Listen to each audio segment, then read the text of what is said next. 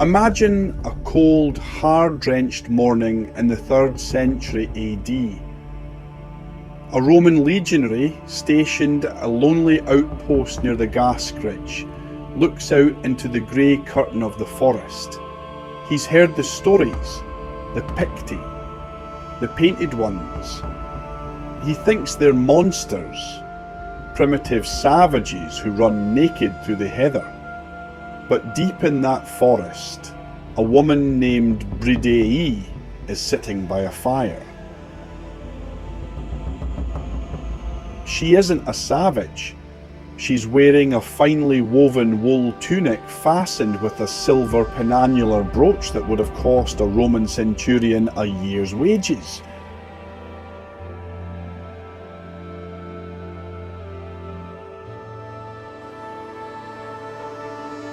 She's dipping a needle into a dark blue-black pigment made from woad. With a steady hand, she traces a design onto her forearm, not a random scribble, but a Pictish beast, a creature with a dolphin's body and a stag's head. To the Romans, this is just barbarian ink. To Bridei, it's her passport.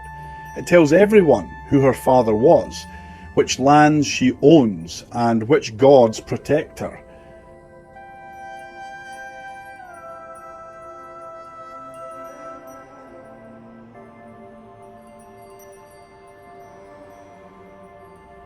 For the first time, the tribes are no longer just the Caledoni or the Vacomagi. They are becoming something unified. They are becoming the Picts. But who were they really? Were they a new people? Or just the old tribes with a new name and a fierce new look? The word Pict comes from the Latin picti, meaning the painted or the tattooed.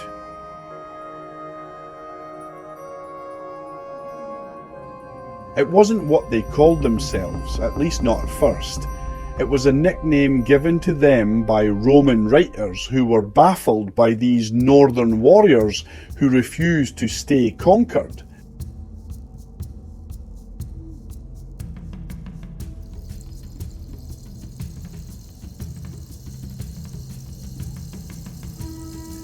By the late 3rd century, the Roman Empire was wobbling. They had given up on conquering the north and built massive walls to keep the barbarians out. But this isolation did something unexpected.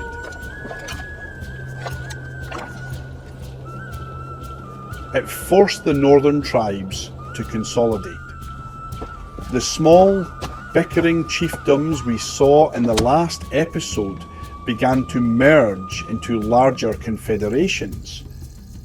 To the Romans, anyone north of the wall was now simply a Pict. But archaeology tells a different story.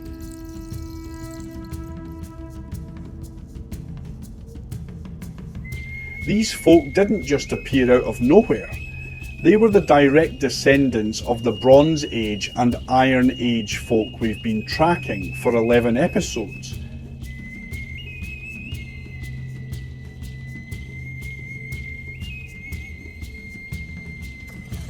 They still lived in the same glens, farmed the same barley, and kept the same cattle. The only difference? They were getting organised. They were building a shadow empire right on Rome's doorstep.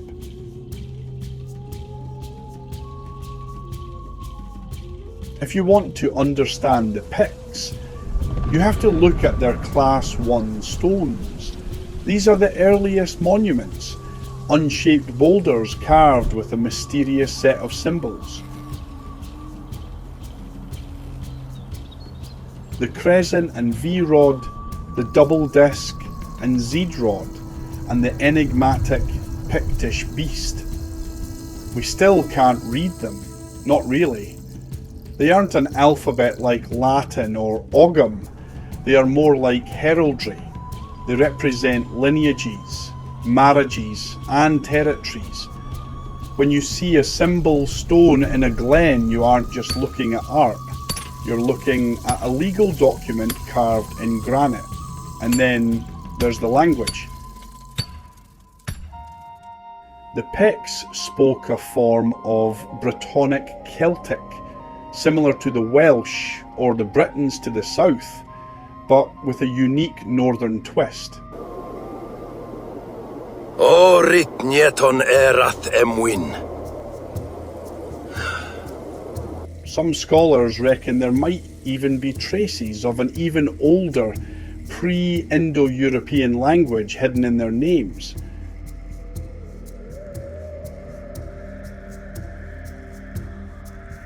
The last echoes of the folk who built the first megaliths 5,000 years ago. They were a bridge between the deep past and the medieval future.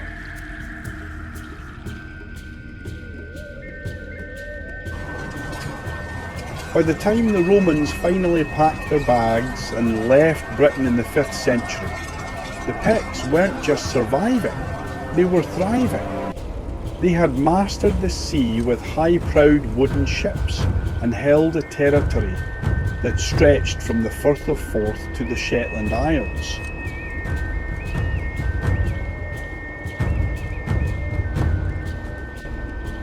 They were a warrior aristocracy. They loved their feasting, their intricate silverwork, and their complex genealogies.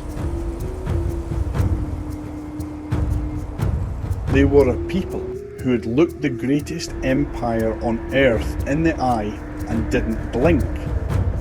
They took the insult Picti and turned it into a badge of defiance that would define Scotland for the next 500 years.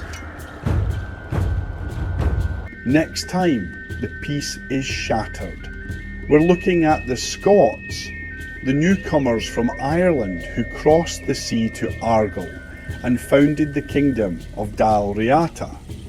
It's the beginning of a clash of cultures that would eventually forge a single nation.